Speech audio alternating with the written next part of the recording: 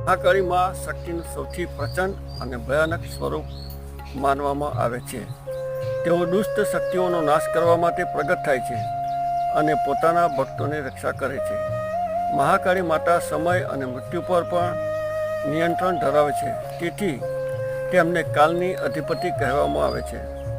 તેમના ગળામાં મુંડમાળા અને હાથમાં શસ્ત્રો હોય છે, જે દુષ્ટોના વિનાશનું પ્રતીક છે.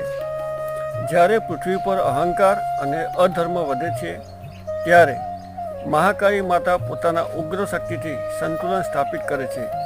ભક્તો માટે તેઓ દયાળુ માતા છે, જે સાચા વિશ્વાસથી પ્રાર્થના કરનારની મુશ્કેલીઓ દૂર કરે છે.